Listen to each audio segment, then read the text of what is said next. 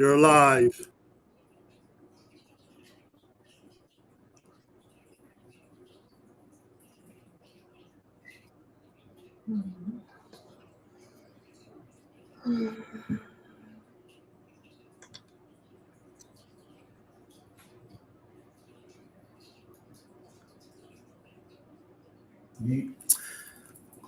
Hello, gentlemen and ladies. Can you hear me? Mm-hmm. You are live. Thank you. All right, go, Liz. All right. Good evening, friends, and welcome to Debate Night in Black America. My name is Liz Courquet-Lesaulnier, and I'm the Managing Director of Word in Black. Hi, everyone. My name is Joe Williams, and I'm Deputy Managing Director of Word in Black. We're a national newsroom founded by 10 legendary Black publishers from across the nation, with reporting focused on confronting racial inequities and amplifying the solutions Black America needs to bring about equity and justice. So you can always visit us on the web at wordinblack.com, where you can subscribe to our newsletter to help you stay up to date on all of our reporting and find links to follow us across social media. Speaking of which, tonight, if you are following us on social media, on Twitter or Threads, you can use the hashtag WIBDebate24. So tonight we're actually doing what the Black press has done for nearly 200 years. We're creating a space where our community can come together to discuss the issues that matter most to us. But this time, through the magic of technology, this conversation will happen nationwide in real time, just ahead of a highly anticipated, highly consequential presidential debate. Now, it's often been said that this is one of the most, or if not the most important election of our lifetimes, and there are clear differences between what the two candidates, Vice President Kamala Harris and Donald Trump, have to offer Black America. During tonight's presidential debate, we hope to hear what the candidates offer that speak to the experiences and concerns of the Black community, and to help us get ready for what we might hear tonight. We'll be in conversation with several experts from across the nation. So we're going to talk about big picture issues important to all Americans in general, but to Black Americans specifically: the economy, immigration, race and civil rights, healthcare, and of course, education. We are eager to hear what folks have to say, what they think we should look for during the debate, and whether the vice president and the former president will follow suit with our predictions. And while this is just the pre-game show, if you will, we will be watching the debate ourselves. And when it's over, we'll be back for more commentary and analysis of what we saw and how well each candidate spoke to our community. So with that said, let's get things started. And to help us set the table right off the bat, we have two special guests: Holly Holliday, president of Sisters Lead, Sisters Vote, which is a nonprofit founded by Black women to elevate the political voice and leadership of Black women. And we have Barbara R. Arnwine, president and founder of Transformative Justice Coalition, which is a national racial justice organization. She's also the creator of the Election Protection Program and the 2011 Map of Shame of Voter Suppression. Welcome to both you all. Thank you. Well, it's good to see you. Okay, well, we'd like to kick off our discussion just to find out what you think you'll hear tonight and what you want to hear. So, Ms. Amrite, let's start with you. What do you expect you'll hear, and what do you think you'll hear from each one of these candidates? Barbara? Yes, I would like to hear a really strong focus on economic justice. Mm-hmm. I want to hear a strong focus on voting rights and democracy protection. I want to hear a strong focus on African American women issues, including maternal health and life. I want to hear a strong focus on gun control. I want to hear those issues. We all know that the third person on that debate stage tonight is called Project 2025. I want to hear a lot about it. So those are, to me, some of the really important issues, including criminal justice reform. Mm-hmm. If we hear those matters, then we have a real debate. If we don't hear them, we got a long ways to go. Mm-hmm. And how likely do you think you are going to hear from them? I mean, I know Vice President Kamala Harris, she's got a wide reputation as vice president. She was a former prosecutor. Do you think that much of this will come up tonight, what you want to hear, as opposed to what President Trump, who at the very least, he's been somewhat hostile to the Black community, but he's trying to reach out to more Black voters. What do you think you'll hear compared to the two of them? Well, I hope that we don't hear about Black jobs again, right? Uh, Come on. I mean, I hope that there will be some serious policy discussion, although I don't expect it. I think the former president has shown over and over again that he's incapable of that kind of coherence and that kind of deep political thinking and honesty. What I do think we'll hear is a lot of, subterfuge, a lot of confusion. And what I hope is that the vice president will be able to stay on message, not be rattled by what I expect will be some bizarre attacks, and that I hope that she will be able to speak to people about her record and who she is. I mean, I'm always taken by that 9% of everybody in these polls who say they don't know her. They don't know who she is. They don't understand what her policy agenda is. I think this is her time to be heard, and she needs to do what Biden did in 2020. Remember, during the debate, several times he just ignored his opponent in 2020 and spoke directly to the American audience. She needs to do the same. And Holiday, how about your take? What do you expect to hear? What would you like to hear? And what do you think you'll hear? Holly, can you hear us? I think we might have some technical issues with Holly. But going back to you, Barbara, Yes. Given all of that, and given where Vice President Harris is in the polls, you said there were a lot of people who believe that they don't really know who she is. Is this the right forum and the right format to reintroduce herself to the public? I mean, is this the right place? Is she going to be able to do it effectively? I mean, they had a whole convention, and she purportedly introduced herself to America that way. What about now? Is this going to be the proper place and the proper time to get her message out to the American people and give them a feel for who she is? Well, I think it's a really tough spot, right? I mean, she walks into this debate with 4 factors against her. One is the stereotypes. She's got to defeat the stereotype against women, stereotype against Black women, stereotypes against Asian women. She's got to defeat all 3 of those stereotypes. Then she has to deal with that double standard that everybody, if Trump comes and he breathes and he speaks, in coherent sentences, he's a success. He's presidential. If she speaks and she does well, but if she doesn't, quote, elevate herself, then people will criticize her. I think we know that there's a double standard. We've been watching it in the media this whole last number of weeks, and I think that she has to really distinguish her role as vice president and what she would do as president. They're not the same, and people get confused. They're saying, if this is what you wanted to do, why haven't you done it yet? And they don't understand she doesn't have that power and authority. And so she's got to speak to what her vision is. She's got to resonate. She's got a lot to do on the stage. And I think it's a heavy burden, but I also think that she has strengths that will serve her well. She's a trained, she's a trained litigator. She knows how to argue and present arguments well. She's just got to be human with it, kind, and we've seen that kind of personality out of her. She's got to, have show that warmth, that intelligence, and she's got to show that good comprehension of facts and policy. I think that if she does those things, she'll do well tonight. I also think that if he somehow backs off of the personal attacks, if he somehow can remember correctly, policy issues, then he'll do well. So we shall see.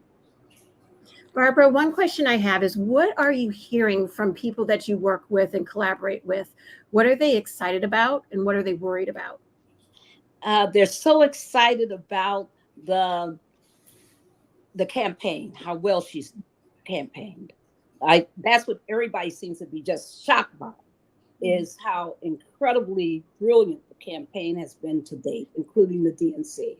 I think people are really excited about the youth vote and about how many young people have been registering to vote. That's the thing I hear about the most.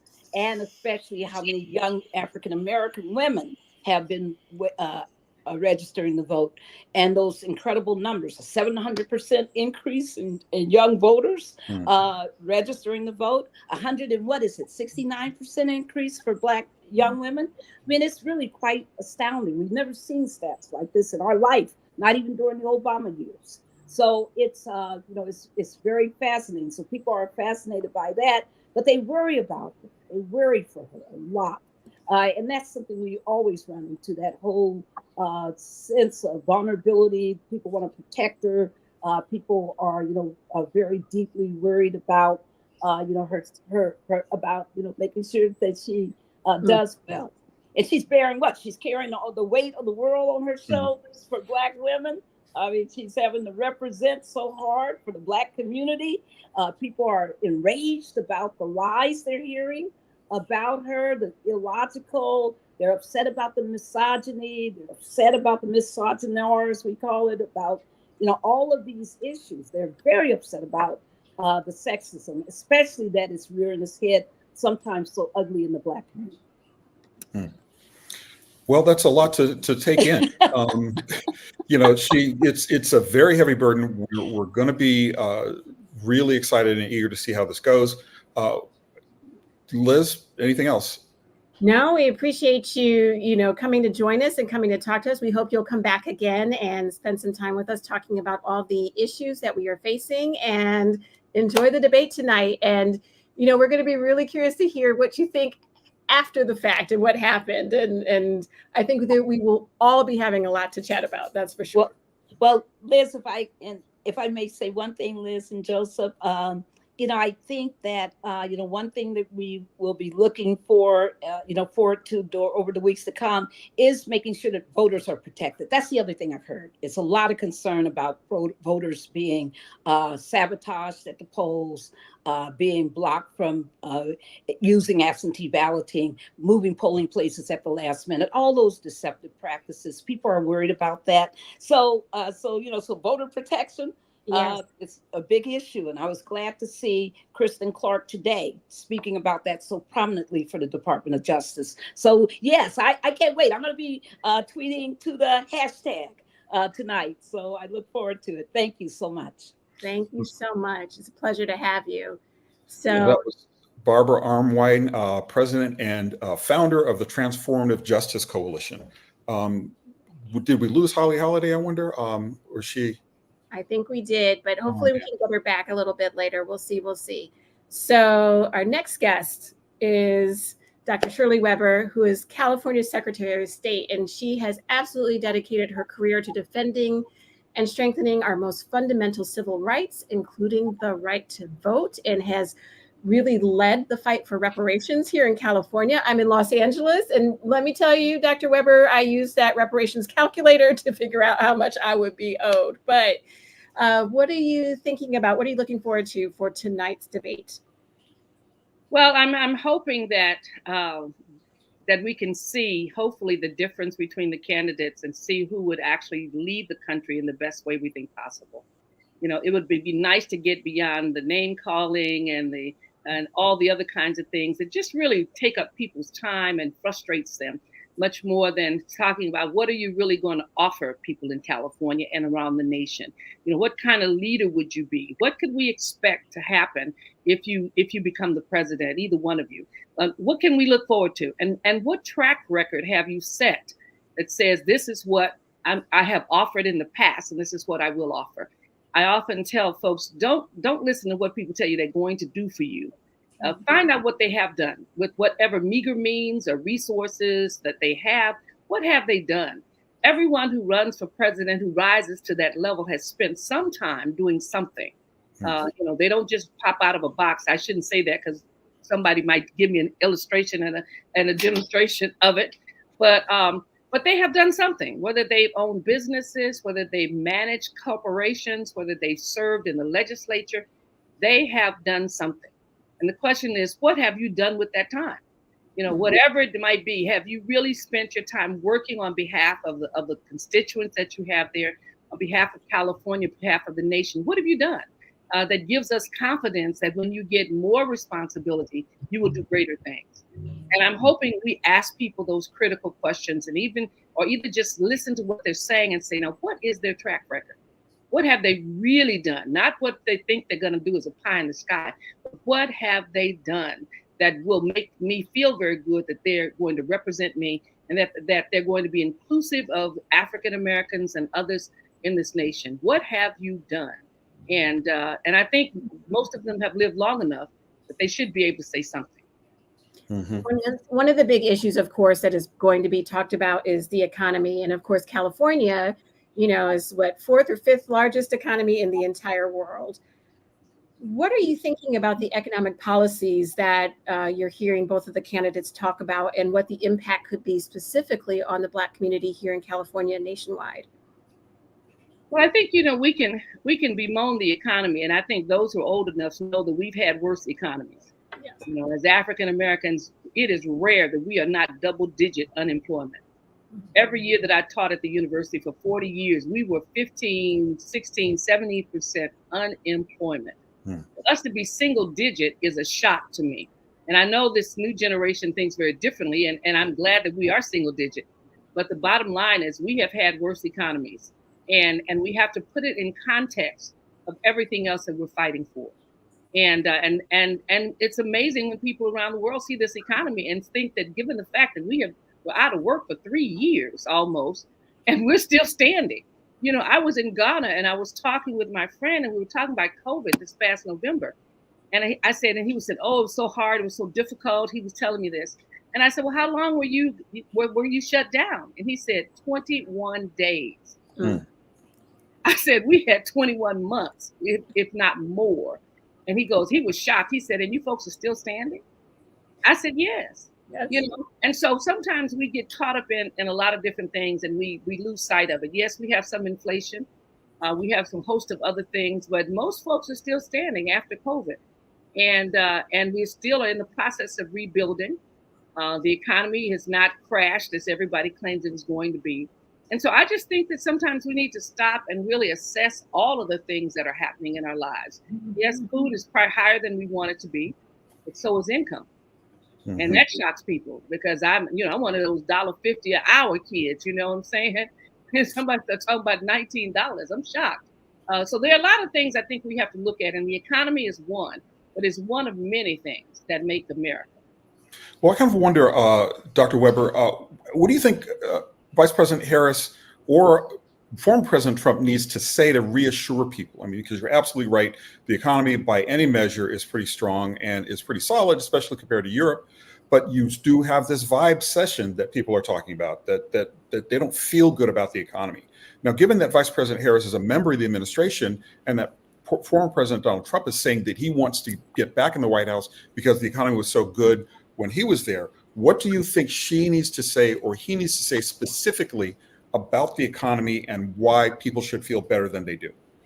Well, I think there should be really a comparison of the economy itself between the past president and the vice president, in terms of where they started and where they end up. You come into a situation that Obama had been president, and you had a pretty decent economy. You had things on the rise. You had growth. You had a host of things occurring. You had rebuilding of the economy with regards to green ideas and green programs and all those things. That you had the economy, you had the car industry that almost went belly up, and it was restored. So you had a economy that was growing and building. When one comes in, you have an economy that is flipped and flopped because of COVID as a result of the other. So you have to, we have to be mature enough to understand that it's not always going to be great, and that we have to understand where we've been and where we're going. And it bothers me that folks don't somehow know that we have, I don't know if COVID gave us all selective amnesia of what, but to understand exactly where we've been and where we're going.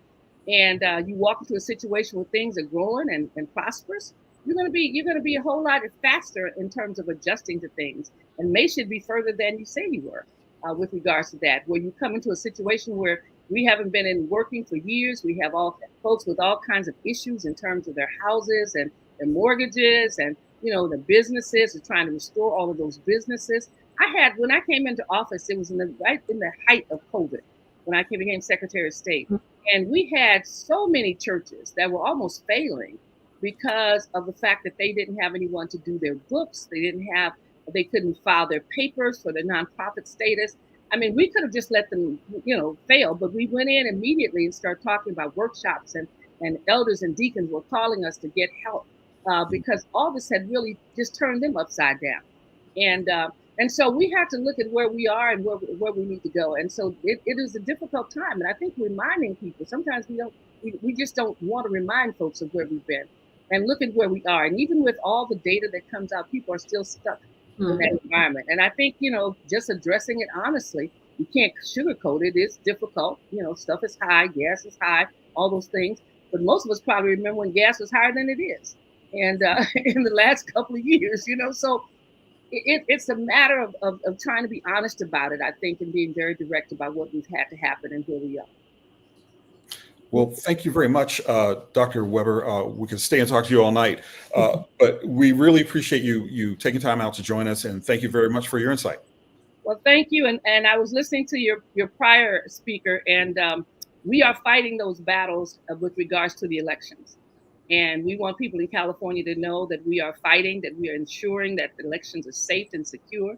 We have written legislation to make sure that anyone who attempts to basically intimidate folks at the polls or intimidate our poll workers, they will be prosecuted to the full extent of the law. We are fighting lawsuits across the nation. Our AG, even though we've had some in California, but we are joining on the various lawsuits where people are trying to stop folks from voting by mail, where they're trying to change certain kinds of things, and they're dealing with the polling places. So California is fighting it. Not only in California are we ensuring that it's going to be a safe and secure and transparent election, but we're working with our states across the nation, and we're fighting every lawsuit that's there to help those in other states stand firm in the area of elections and election integrity. So I thank you for this opportunity to be with you. We look forward to November's election, and we look forward to a safe and secure election where every person feels comfortable in going to the polls to vote. Amen. Thank you. Thank you. All right. Thank you so much. And we have another Californian up next. State Senator Stephen Bradford is chair of the Senate Public Safety Committee, as well as the chair of the California Legislative Black Caucus and a member of the Reparations Task Force. So he's worked very closely with Dr. Weber. He represents California District 35, which includes Los Angeles County, in the communities Compton, Gardena, Hawthorne, Inglewood, Lawndale, Lenox, Watts, Willowbrook. I taught in Willowbrook, so I have a soft spot for Willowbrook, Wilmington, and the entire port of Los Angeles, which, traffic, pollution, all of that sort of stuff. So we are especially thrilled to have him here, given his significant experience and his experience with neighborhoods and communities that are historically Black in the city of Los Angeles. Stephen, very nice to have you here. So first question for you is, you are just coming off of lots of excitement in Sacramento with the reparations bills that have happened. What is your, Joe and I had talked a lot about just the fact that would there be even a national reparations movement on the agenda? Would a potential, depending on the candidate, national reparations movement happen? What do you think would take to get that to happen? And do you see that as being key to closing the racial wealth gap in this country? Well, thank you for this invitation to be here tonight. Let me just correct one thing. I'm the vice chair of the Legislative Black Caucus. I'm the immediate past chair, and I chair utilities and commerce, former chair of public safety as well. But as you asked the question regarding closing the wealth gap, I think that would be a great start in helping level the playing field, so to speak. We've done a lot of work. I think if we would have been able to get the two key measures that were held in the legislature, California legislature last week, I think it would have been a great indication to the rest of the nation of what could be done and what should be done with reparations. The nation was watching, and unfortunately, we weren't able to get it done. So I hope it doesn't stop the movement on a national level. I think it's a discussion that needs to happen. It's 163 years overdue. As I constantly tell folks, this is not charity. This is not a handout. It is what is owed to those descendants of chattel slavery who built this nation. So I'm hoping it can be elevated to a national discussion. But again, I think if California would have got it done, everybody would have been talking about it. Well, given all that, I guess two-part question. The first is, what do you expect you'll hear from the debate tonight? And do you think that reparations should be on the agenda no matter who takes office, either Vice President Harris or former President Trump? And do you expect it actually will happen at that level? Well, what I hope to hear tonight is from candidate Harris, Vice President Harris, I should say, about her policies of real work to get done, as she said, fighting to restore Roe versus Wade,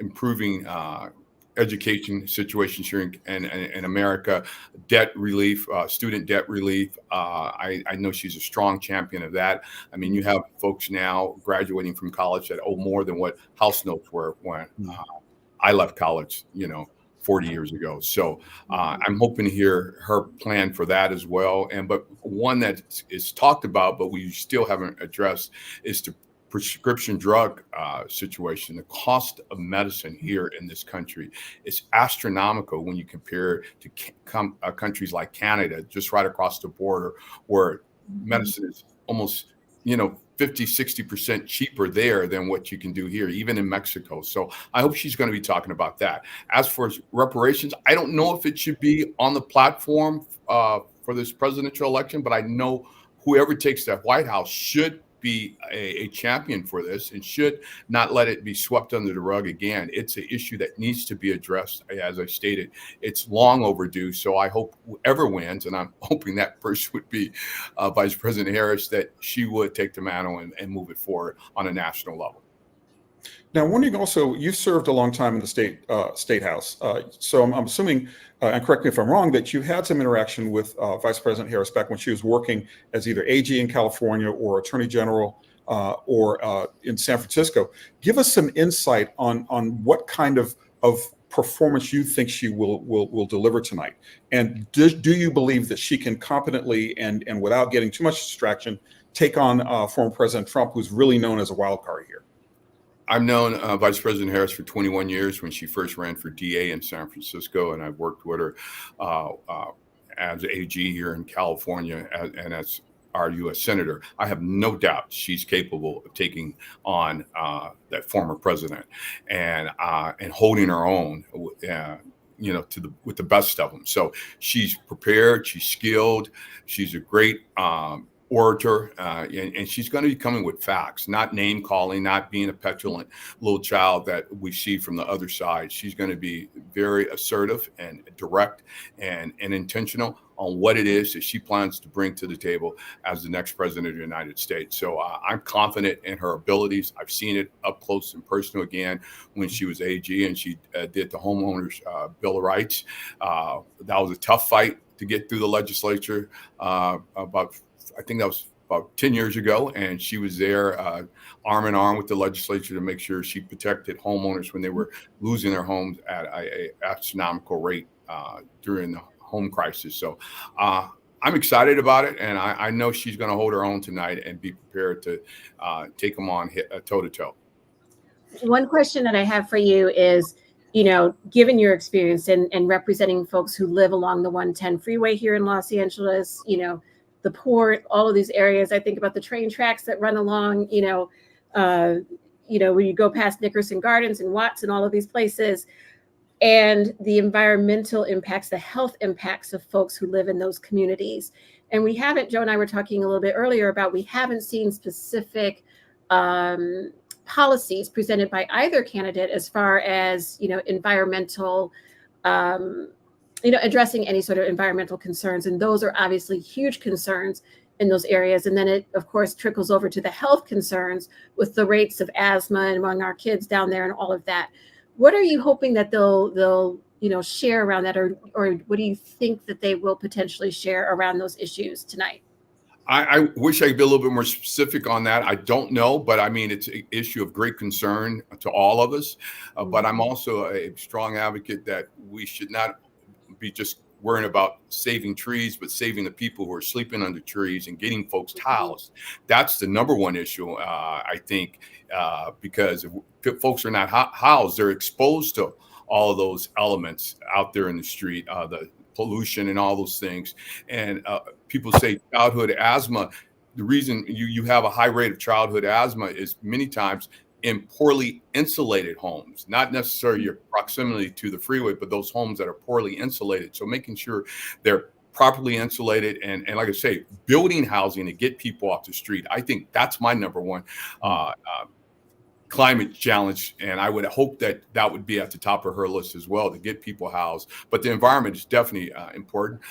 We've led the way again in California. She's been part of that as a California elected official. And I have no doubt that she's going to carry the mantle forward on a national level also to make sure that our cars are cleaner. We're doing it cleaner in California. Our fuels are cleaner.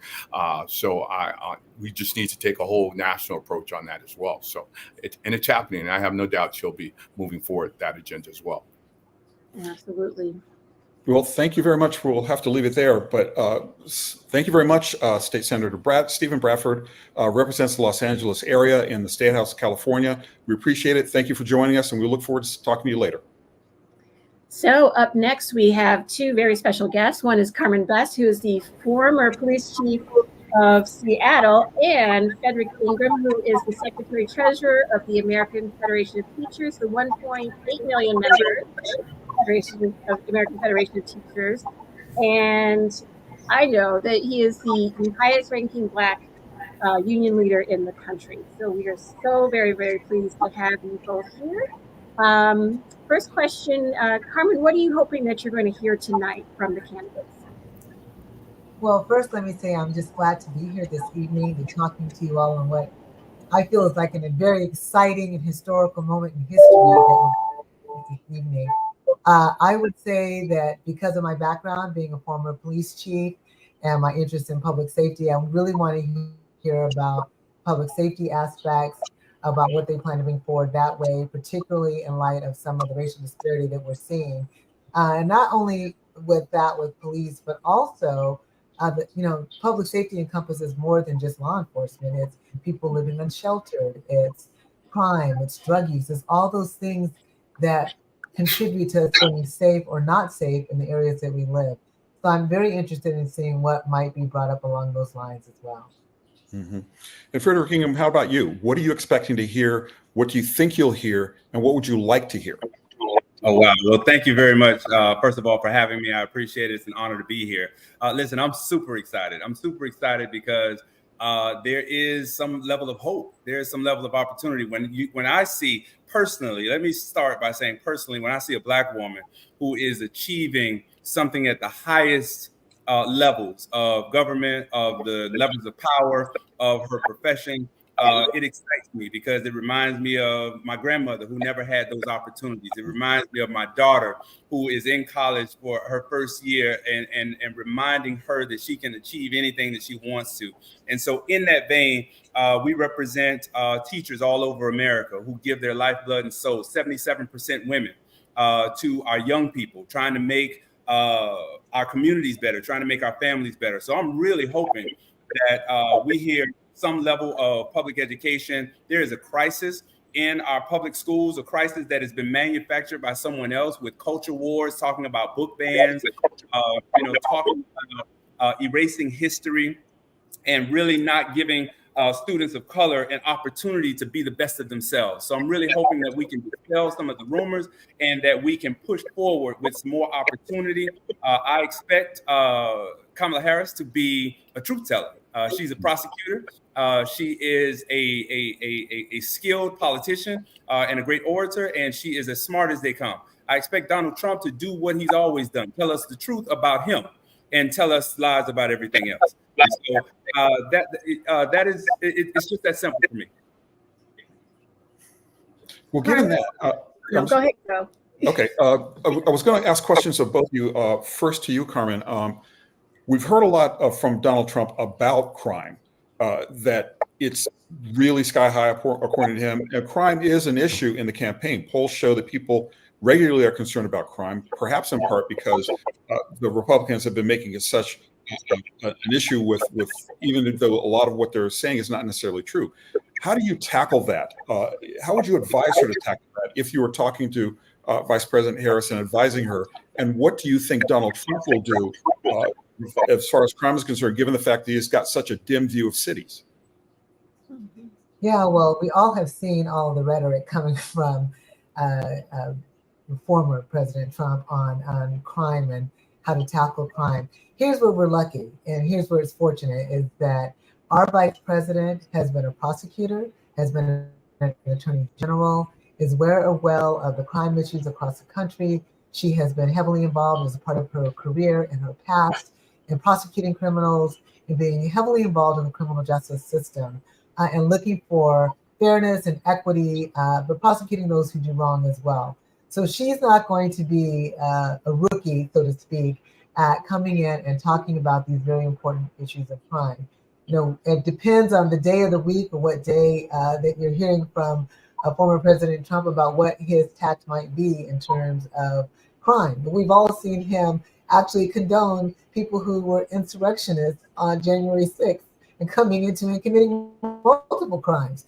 So it all depends on what day of the week. He'll probably go back to what we've always seen, which is name calling, incomplete sentences, and incoherent thoughts about this issue. And I fully expect that our Vice President, Kamala Harris, will do an exceptional job in talking about this very important issue. Yeah, and Frederick, there's been a lot of conversation on the Trump side about eliminating the Department of Education wholesale, just chopping it and letting it go foul and returning ed policy to the states. Tell me what that would mean for Black America if that actually happened. And do you think he's got the leverage to make it happen if he becomes president? Yeah, well, thank you for asking that question, because Trump and the authors of Project 2025 are saying the quiet parts out loud. They're trying to tell us that we no longer need pre-K because that's what eliminating the Department of Education will do. They want to eliminate Title programs, Title I programs, which was an equity program trying to get more money in our Black communities and challenged communities. They want to eliminate Title IX programs, which makes men and women on an equal par in athletic fields. And so these kinds of things, if they want to eradicate public education as we know it, they've already laid out the plan. They've told us exactly what they're going to do. So the choice is clear. I'm reminded of a hip hop song a long time ago that said, you can get with this or you can get with that. And these folks are telling us, blanket, full stop. We're going to do this. We're going to eradicate all systems of regulation around education. And then you have the haves and have-nots. And then you have people who will be educated and people who won't. And if you have money, those who have the goal will make the rules. And so that's where we are with this whole Trump and eradicating the public schools and education. They're already trying to put vouchers all over the place. They're trying to put in charter schools all over the place as though our kids are for sale. They are not. These are our students. These are our future. And just to go back on your point of criminal justice, if you really want to deal with criminal justice, help our students. Help our students when they're small and pre-K and first grade. Let's get a 10-year, 20-year plan so that we can eradicate the need to have these high-level crimes. Because what society is telling these young people is that we're not going to give it to you, so you have to go out and take it. And so we're challenging these kids to do negative things, and we should be challenging them in positive environments and opening our schools and giving teachers an opportunity to teach. Liz? Well, just one other question that I had, just, thinking in terms of, there's a lot of education funding that is obviously related to housing, real estate. There have been a lot of local promises about equality in funding. What do you think they can actually accomplish at the federal level, given that education is a state's right? Is that directed at me? Yes, please. So I think there's a lot, because again, we go back to the Commissioner of Education. You go back to the rules and regulations. You give guidance from the Secretary of Education, and those guidance rules state that, you know, we will issue you public funds. So in order for you as a school system, whether you're a local school system or a state school system, you still get federal dollars into your title programs, Title I, Title IIs, Title IVs, Title Vs.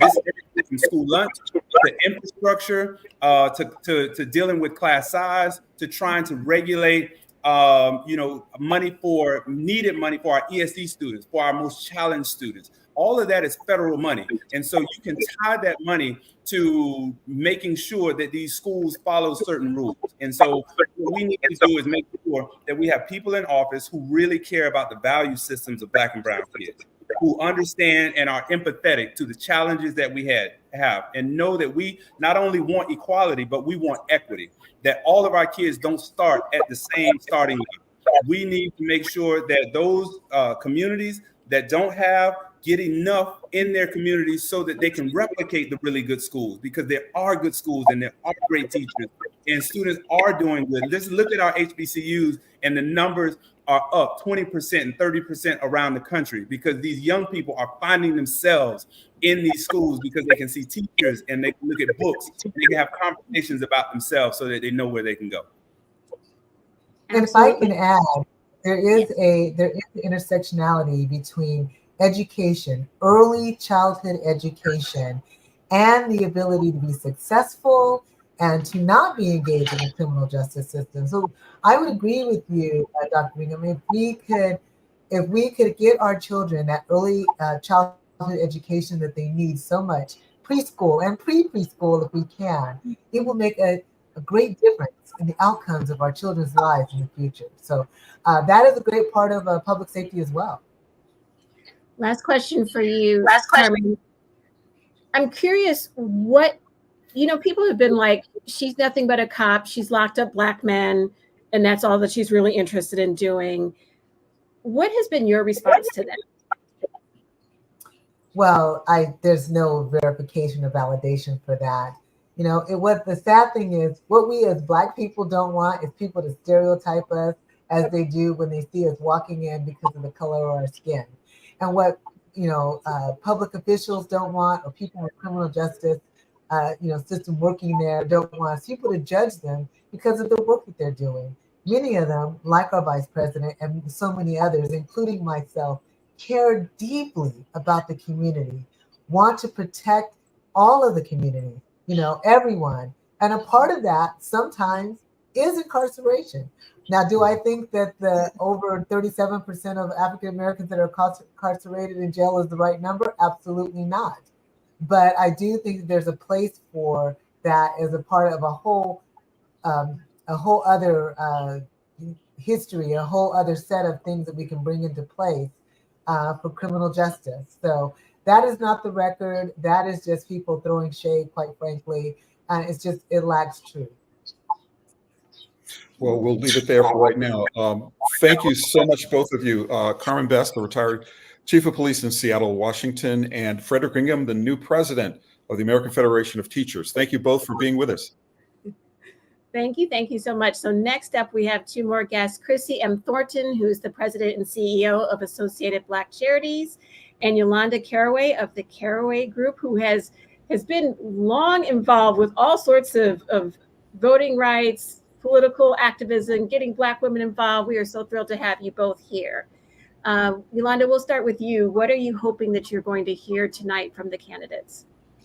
I am expecting to hear from Mr. Trump, his usual rhetoric and name calling, behaving like a frat boy, which he does most of the time, and not hearing anything about any policies, which has been the norm for him. And I am expecting the vice president to be the vice president and to talk about issues that we care about, and to talk about her platform and what she wants to do for the country. And I think there'll be some very funny barbs in between. There'll be some diss action going on. Oh, yeah. Well, Barbara Thornton, same question to you, or Chrissy Thornton, I beg your pardon. Same question to you. What do you expect to hear? What do you think you'll hear? I really don't have very many expectations. I can tell you more what I want to hear and what I'm looking to hear, which is our current vice president to speak very confidently on, I think, issues that affect most people, and specifically because of the work that my organization does, to speak on the things that are going to affect Black communities.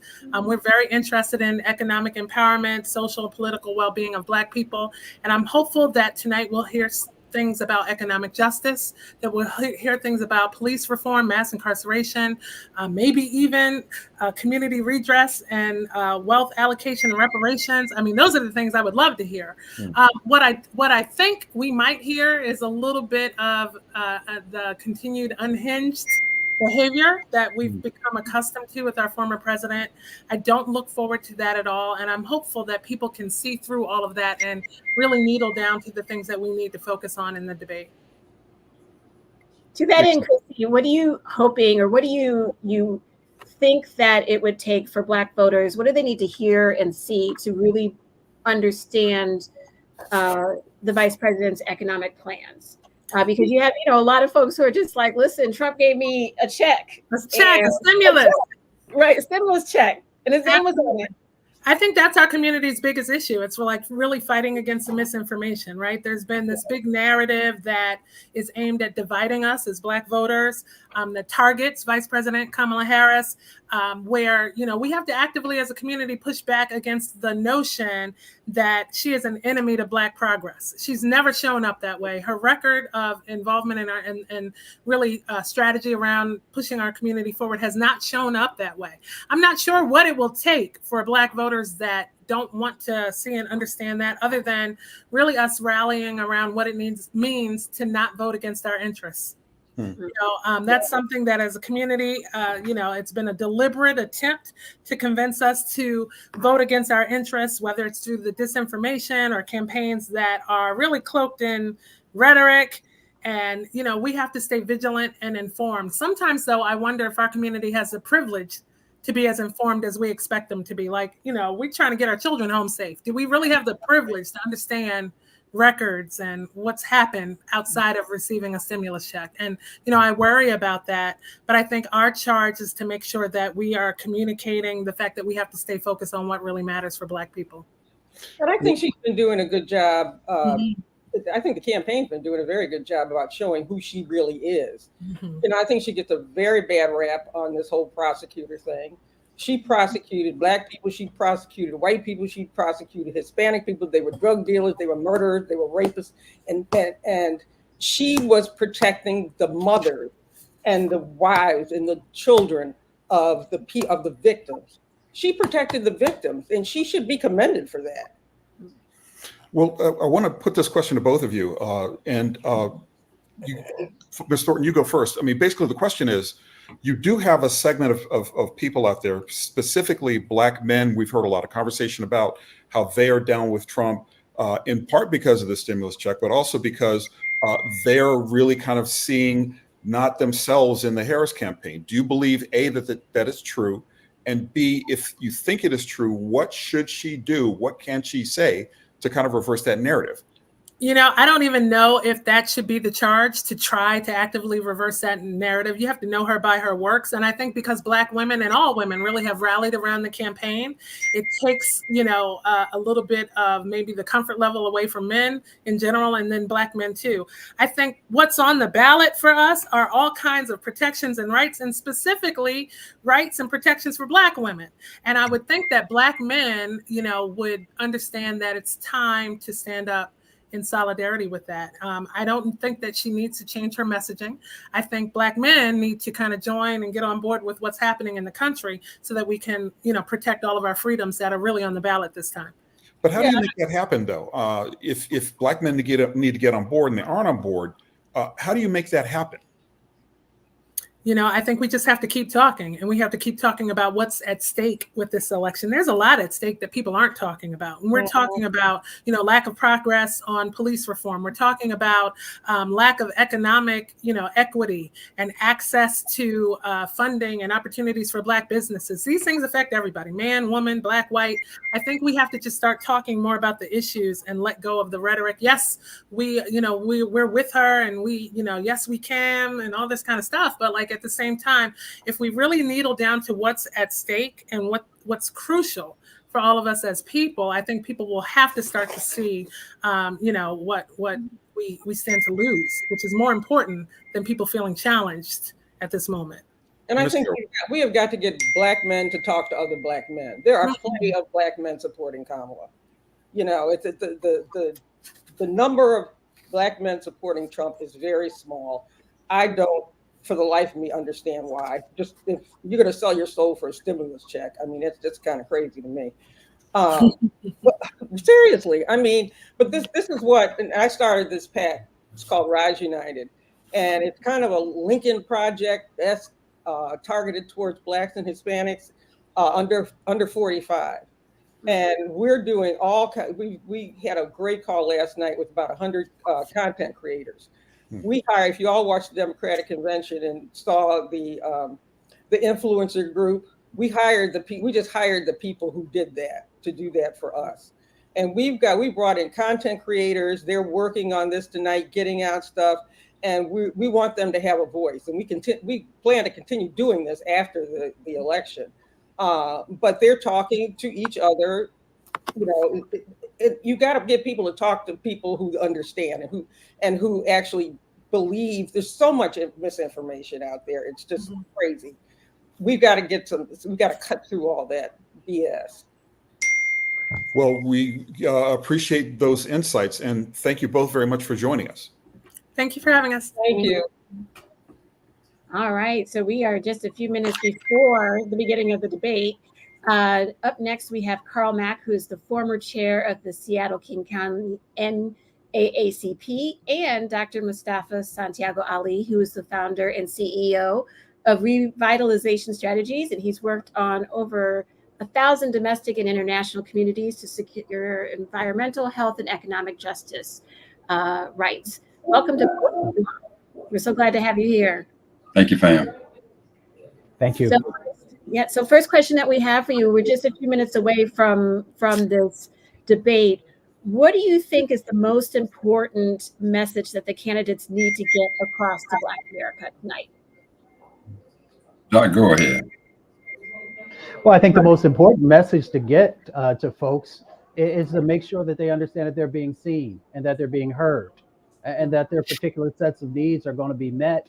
And this is a very transformational moment, because there is an administration, the Biden-Harris administration, that actually has a track record in helping to make significant investments in housing, significant investments in job creation, and the opportunity to own our own businesses. I heard in the last segment you were talking about what are some of the things that Black men are interested in. They want to be able to take care of their families economically.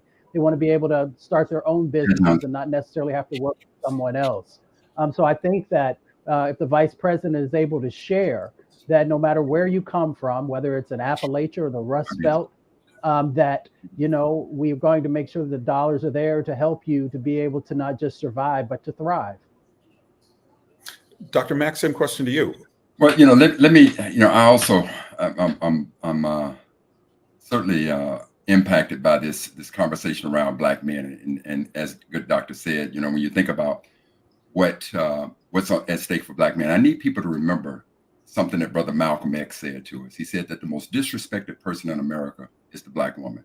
The most unprotected person in America is the Black woman. The most neglected person in America is the Black woman. And so I want to say this to my brothers.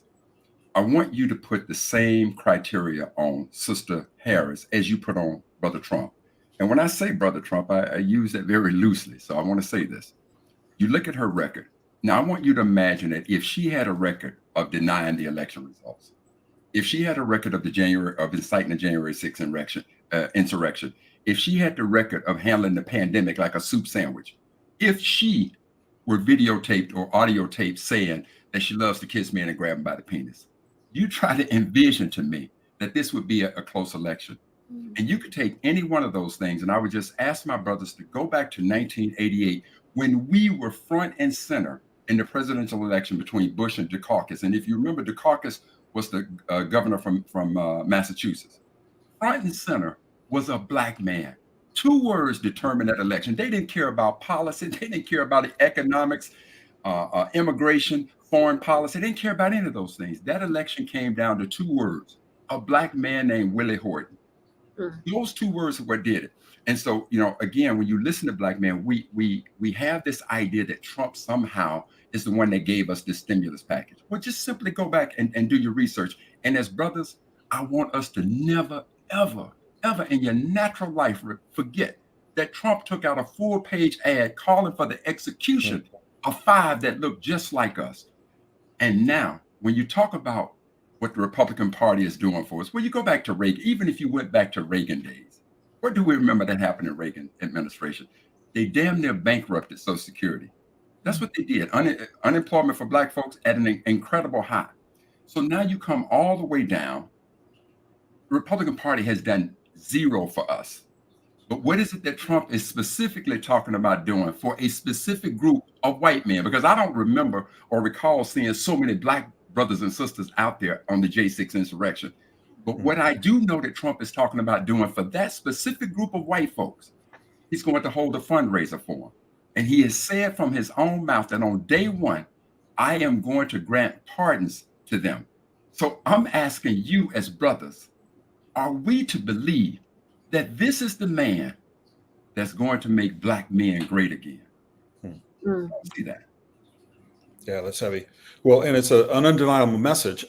We expect that it will break through, but what does Kamala Harris need to say in the affirmative? I mean, what plan does she need to outline, or does she specifically for black men? In other words, you made a very compelling argument against Trump. What is the argument for Kamala Harris as far as black men are concerned? I'd like to Dr. Ali to take a stab at that also. But go ahead, Dr. Mack. I will put Brother Malcolm front and center, because if it's one black man that most of us as black men have a great deal of respect for, it is Brother Malcolm X. And let's not let history die. So when Brother Malcolm said that the most disrespected person in America is the black woman, he is talking specifically to us as black men. Let us now rally behind our sisters.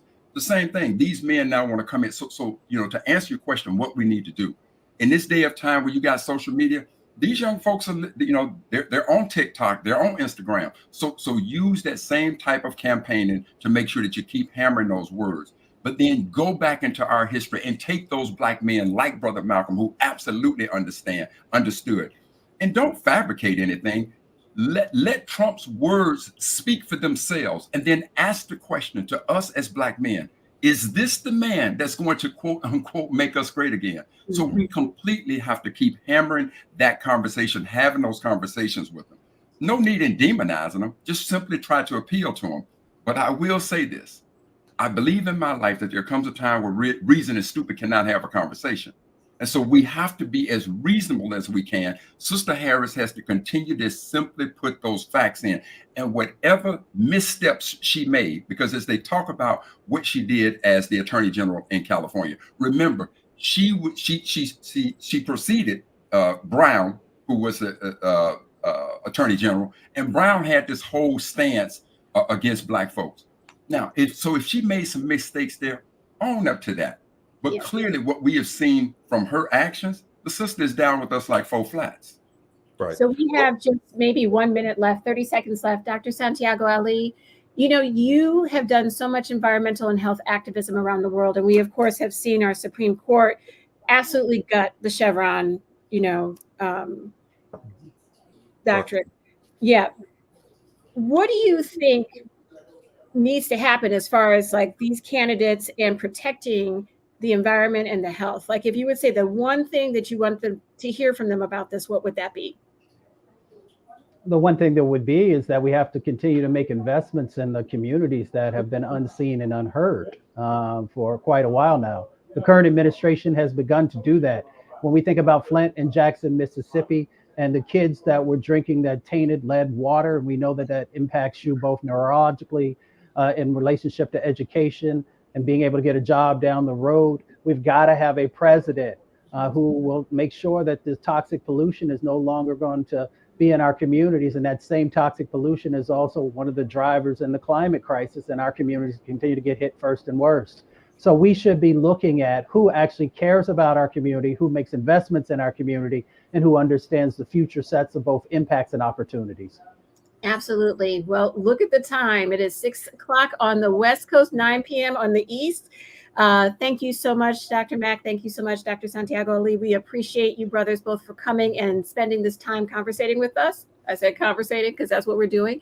And as we all go to watch the debate right now, come back afterwards. We're going to be talking to the newsrooms across the nation that are a part of Word in Black and hearing from them what the post-debate analysis is. Be safe. Looking forward to it. Be safe. We'll see you on the other side.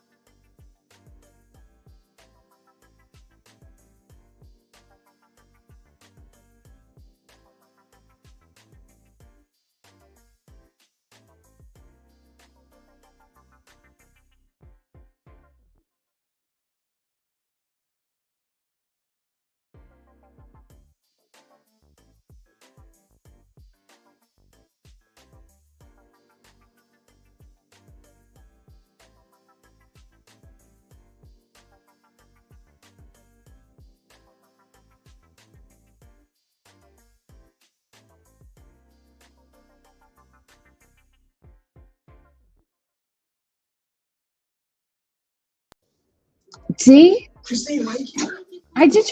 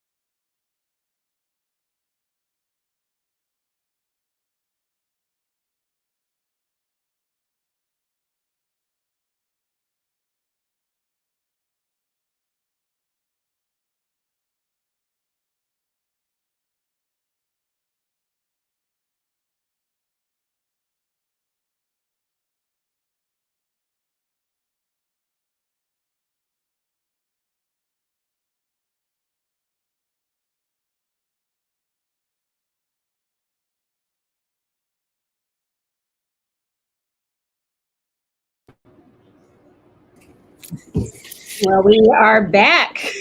That was the first and probably the only presidential debate of this election season. Good evening, friends, and again, welcome back. My name is Liz Courquet-Lesaulnier. I am the managing director of Word in Black, and here late at night with my esteemed colleague, Joe Williams. Woo! I'm Joe Williams, and I'm the deputy managing director of Word in Black. And what a night! It was really something. There was a lot of hype around this debate, and it seemed, in my opinion, to deliver. A lot of verbal punches thrown, a lot of points made, a lot of points scored, but most of them seemed to be on Kamala Harris's side. Liz, what was your impression? Well, other than they're eating the dogs, they're eating the cats, needing to be like an SNL skit at some point. I mean, It's gonna be. It's gonna be. It's got to be. She definitely had him on the ropes, and she got under his skin completely. And but it was also nice to see them really getting into some of the issues and really demonstrating that there are clear divisions between these two candidates if folks did not know that already. So we're a Black Media Collaborative, and we have the fortune of being able to access what is happening in our newsrooms and with our reporting teams all across the nation. So we're going to get into some of the dialogue with those folks to see what it was that they took away, what the watch parties where they're at, what was the reaction of their audience, because that was a lot. That was a lot. And to the fact checkers out there who were trying to fact check that, there is a lot of unpack with that. So that's for sure. Whew. Indeed. It was really something. And I think that there's going to be a lot to talk about. So let's kind of jump right in. We are going first to the Amsterdam News. Yes, New York Amsterdam News with their publisher, Eleanor Tatum. We are so thrilled that she is joining us from New York City. Hi, Eleanor.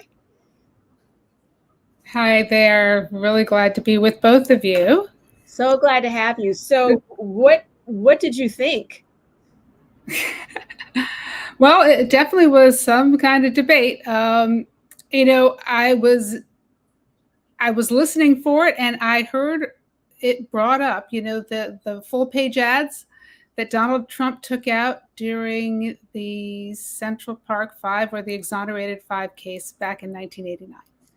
And bringing that up, was really important, at least to me here in New York, and I think to a lot of New Yorkers, when we think about his disdain, Donald Trump's disdain for Black men, and the fact that he called for the death penalty for the 5 young men that were accused of an attack in Central Park, which they were eventually exonerated of after serving 13 years in prison. So it seems like that really came close to home, and that was something that really caught the attention of you. But I'm kind of wondering, what's going to be your headline tomorrow if you were to put one on right now based on what you saw this evening? The Donald lies again. That's a good one. That's a good pun. And what do you think of Kamala Harris's performance? We knew what we were going to get with Donald Trump. Did she make the case that she is presidential material? Oh, absolutely. We know that she is a litigator. We know that she can speak, and she did a fantastic job. She actually talked about the issues, whereas I do not think that Donald Trump ever actually answered a question that he was asked. Mm-hmm. He always answered something else that vaguely resembled an answer to a question that he formulated in his own head, but not the one that came out of the journalist's mouth. He may ask, the journalist may have asked about one war and he talked about another, but he never directly answered a question.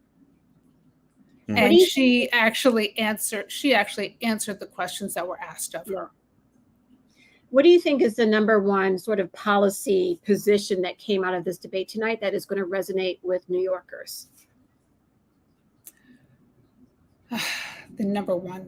Well, I think there's so many, but I think immigration is going to resonate a lot. But I think in very different ways, because New York and this whole country is made up of immigrants.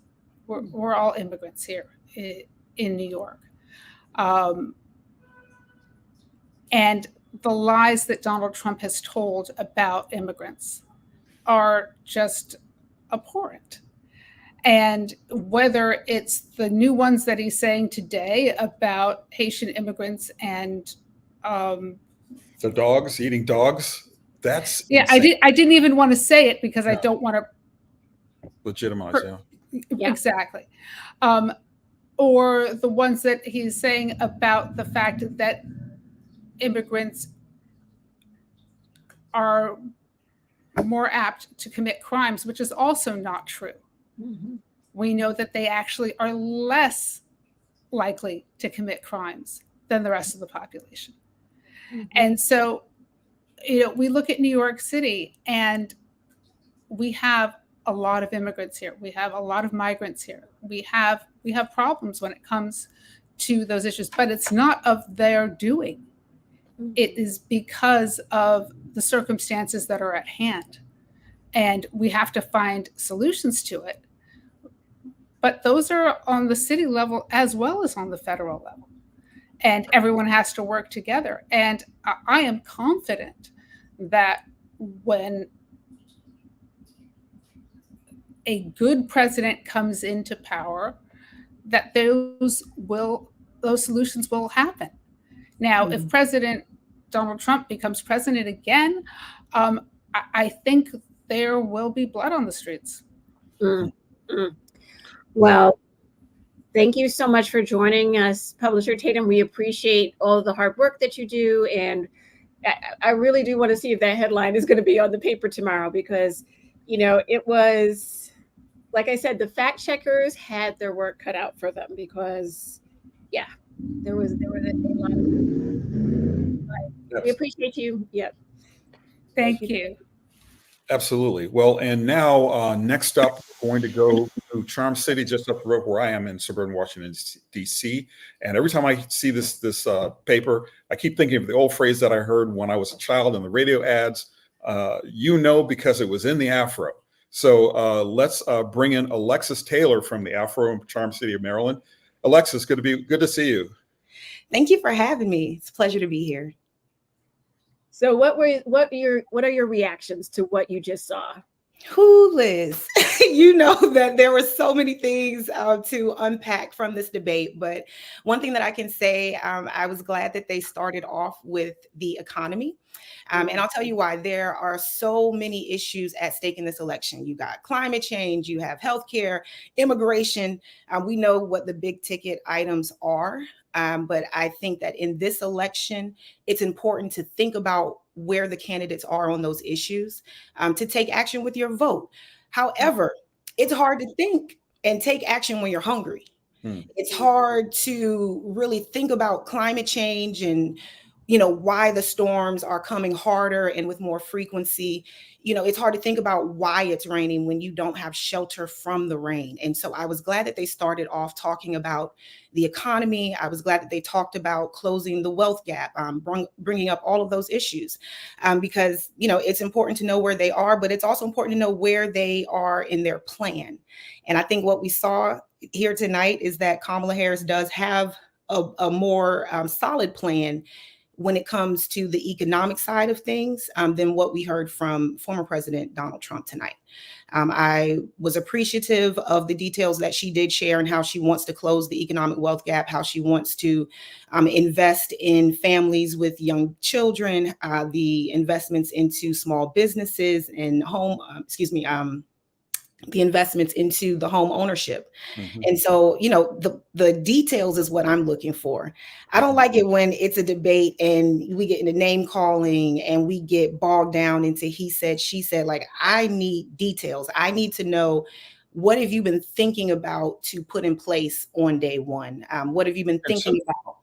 And so you pretty much heard what you expected to hear. Did you hear what you needed to hear from Kamala Harris? I mean, we know Donald Trump has been in the Oval Office before, but did you hear things that made you see Kamala Harris as a president? And did you hear enough of those details to convince you that she is? I think that on the detail end, there's always room to know more. But I did hear more from Kamala, and I did at the end of the debate, I did see her more in that president role. When it comes to who's the better candidate, I mean, it's clear who the better candidate is. And I think of all the independent voters, the undecided voters, the people who are still up in the air about who they're going to choose. When it comes to who has a plan to fix some of these big ticket items that are issues that are plaguing middle and lower class, it's Kamala Harris. The question isn't who is the better candidate. We know who the better candidate is. Every time that they asked Donald Trump for a plan tonight, I only heard one plan, and that was when he spoke about the tariffs.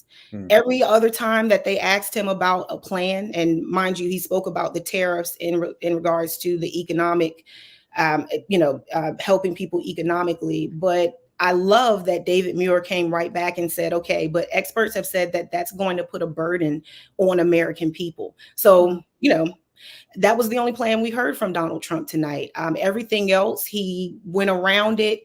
He changed the subject like he normally does. And it's clear he does not have a plan. But as far as Kamala Harris, yes, I did hear some things that I personally am interested in. I want to buy a house. I want to have children. And so the $6,000 for the first year of life for a new baby, absolutely, I'm behind it. $25,000 for a down payment for a home, I'm behind it. And so, what I encourage people to do is look at what Kamala Harris has done, look at her record.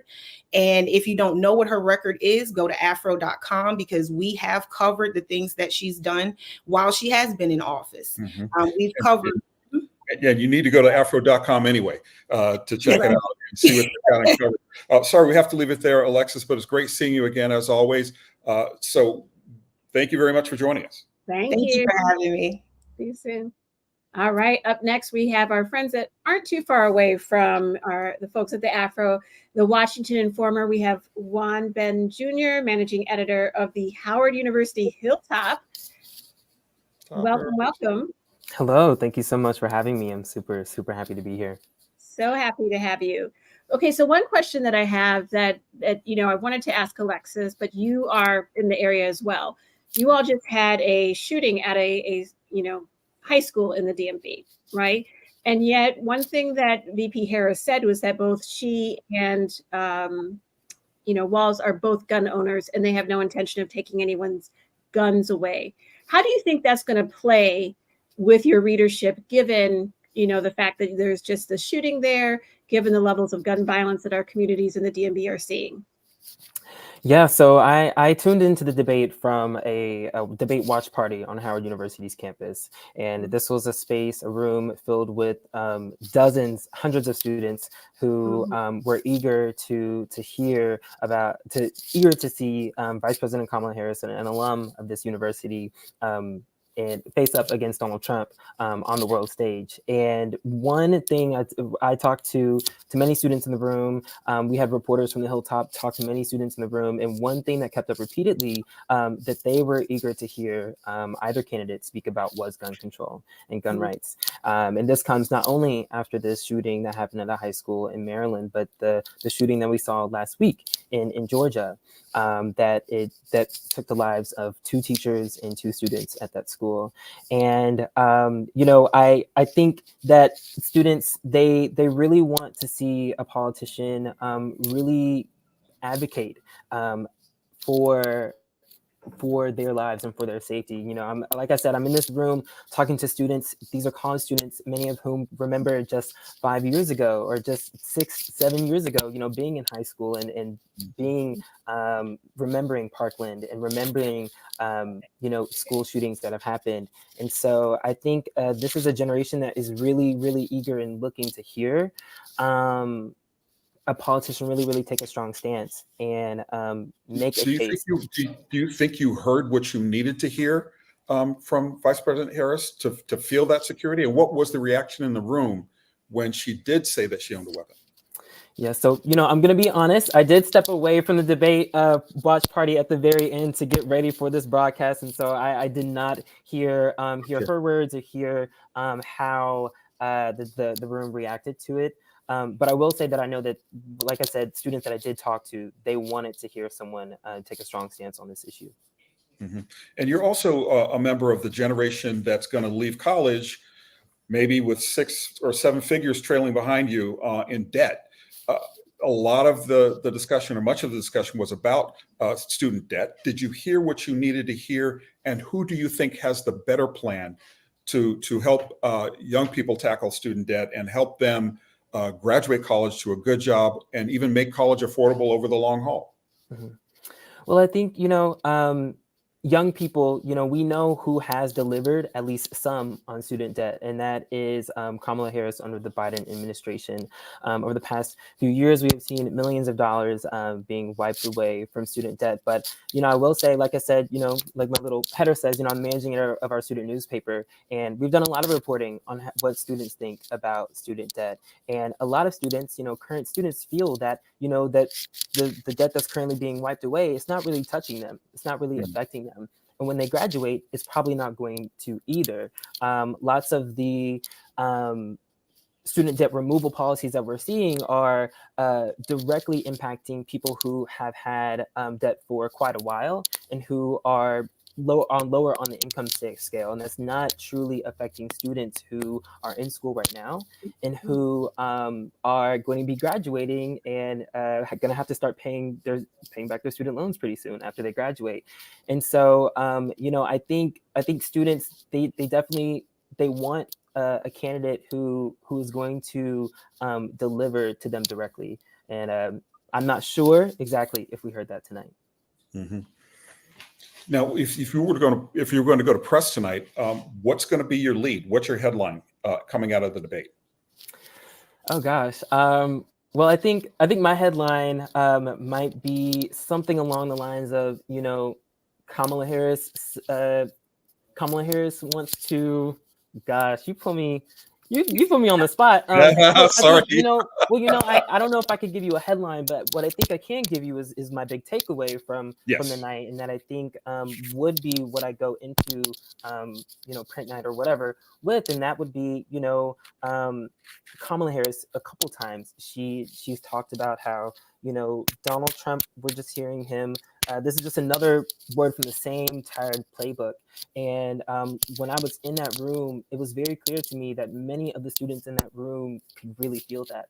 Every chance he got, he would bring up immigration. Every chance he got, he would spew another lie about the election or about Kamala Harris and Vice President Walz's, plans on abortions and different things like that. And I think this country, and I think that room that I was in, students are very, very tired of that.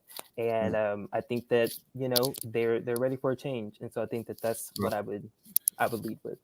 Well, that's excellent analysis for Spot News. So give you an A. Thanks very much, Juan Ben Jr. of the Howard University Hilltop Road, one of the finest newspapers on college campuses. Thanks for joining us. Thank you. Thank you so much. Appreciate it. So nice to have the next generation of reporters represented there. Thank you so much, Washington Informer, for that. And up next, we have Patrick Washington from the Dallas Weekly. We're so happy to have you here, Patrick. So what's your takeaway? What is your headline for tomorrow? My headline? Oh, I'd leave that to the people who make headlines. But let's see. I don't know. Well, did you hear what you needed to hear? Did you see Kamala Harris as presidential material? A lot of people were talking about, there were doubts about getting to know her. People didn't know her. They wonder if a woman can be president. Did she seem presidential to you? I mean, she's always had that. I mean, I think that's been sort of the pillar of her career. I don't think I didn't hear anything that I wasn't expecting to hear from either person. I was really actually thinking it was a lot more tame than it was going to be a lot more wild than it was. So I felt like Vice President Harris did a fantastic job of, let's call them Donald Trump's points, really just addressing those and really sort of giving the vibe that they're pointless. And all these fake facts he had, she really did a great job of presenting actual factual information plus a plan, and then condemning him for being a, she never said liar, but when she brought up his, when she counted all of his statements, it really did confirm, like, you are a liar. Like, we know this. You're the AR-15 of lies, right? Like, you just keep spraying, right? And so it was like, that was what I thought she did a fantastic job at. In that, she was very presidential. Unlike the last debate we saw, she was able to address almost every, toxic point, every stupid thing, and every, just basic falsehood that he said, and was also presenting her own, policies, ideas, which I think was on her part very good in a strategy, because that has been a big criticism of her. Even when she was a vice president, it was like, what are you doing? And, what's your what's your policy? And now she's been able to very, very clearly articulate in several different areas what those are going to be and how they're going to be different from previous administrations, et cetera. Now, one question I have for you, Patrick, is there was obviously a ton of conversation, everything about immigration, and also legal, illegal, all of that sort of stuff, which is, affecting the entire nation, but obviously affects you all differently in Texas. And of course, the insinuation from Trump that Latino immigrants are taking Black jobs, right? What's your reaction to that? Or what is that conversation looking like in Dallas right now? The immigration conversation in Dallas isn't far beyond, like, just, we want more of a liberal approach to immigration policy. That's pretty much Dallas. Texas is a different story. Texas is very much a red state. And then we have a vile governor who is just hell-bent on proving that humanity isn't worth, protecting while he does that stuff. So there's a lot of disagreement on how that is happening. The general consensus is something needs to happen about immigration across the border. From what I've heard from people I know who are basically involved in it, the rhetoric around immigration has always been consistently negative and stereotypical.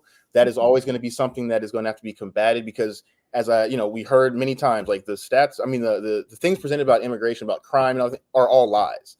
So it really is about, who believes these lies and who understands they are lies.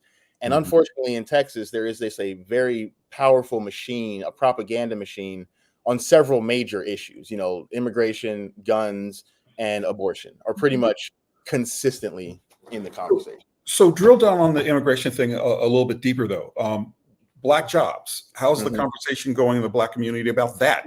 No one ever heard about Black job. Like, immigration is taking Black. Like, what does that mean? We have a lot of, we'll Latino. We're predominantly Mexican based. Here in Texas, it's been history. That is construction, hard labor. In certain, house care. These kind of things. We're always asking, like, whose job is that? Like, because Black folk have lawyers, engineers, doctors. They're civil servants, bus driver. Like, what job is a Black person not able to get because an immigrant got it, right? And that's the kind of thing, like, nobody understands this particular argument in this particular. It is just offensive. I think every Black person's like, what are you talking about? It's even doubly here because it's like, we have a huge immigrant economy, right? Like, it is well known. Like, I don't walk into restaurants that don't have Mexicans in them. Like, it's not something you do. It's like, that doesn't make sense. And plus, we have a new Southeast Asian immigration swell here that has become very positive with just cultural exchange. So I don't understand this argument. I think this is a very targeted propaganda piece. This is not. It's like a Black conservative. It's like, this is not for us. This is for, like, people to say, look, them too. Well, unfortunately, we have to stop you there and leave it for the moment. But Patrick Washington, really great to get your insights from the Dallas Weekly. Great talking to you. Thank you so much, y'all. Thank you so much. So up next, we have the Sacramento Observer joining us. Yep. Hi, I'm Wilhelmina Hello, Kay with the friends. Sacramento Observer. We are here at the Historic Black Honors College at Sac State, where we gather with a couple of students to watch the debate. We're here with Dr. Luke Wood, the president of Sac State, and students Miriam and Miracle. Dr. Wood, could you share with us your what you thought about the debate tonight? Well, I thought it was a lot of verbal jabs back and forth. In many ways, it was almost like a fight. I think that Vice President Harris held her own and was able to show her perspectives and where she's coming from in terms of her policies. I thought that President Trump, did not seem as lucid, and I thought it was a difficult debate for him, but I also think that it was a good conversation, though it was tough to watch.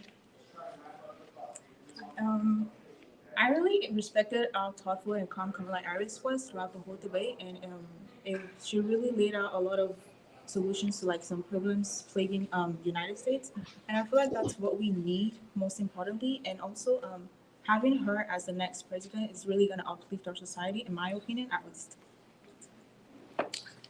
Well, I believe that she really did great, Miss VP Kamala. She really did amazing, and the thing that stood out to me was when she said she's here to uplift everyone and not just, put us down, which was really amazing. And I felt like Trump wasn't really like talking more about, his plan for us as a community. So I feel like, you should get more into that. And I felt like Ms. Kamala, did great about everything. And then, is there anything within the debate tonight you wish would have been discussed more, expanded on, or is there anything that was missing? Well, we're at a university, so obviously education is important to us, and that was definitely not part of the conversation at all. They talked at the very beginning about opening up around the economy being the most important issue that voters are talking about. But the number one driver of a healthy economy is a healthy education system. It is the best engine for economic development, and it wasn't even part of the conversation tonight. So I thought that that was incredibly lacking and something I'm looking forward to hearing more of in the future. Thank you all so much. Back to you all. Thank you so much, Sacramento Observer. We're so glad to be able to have, again, the next generation of young Black people.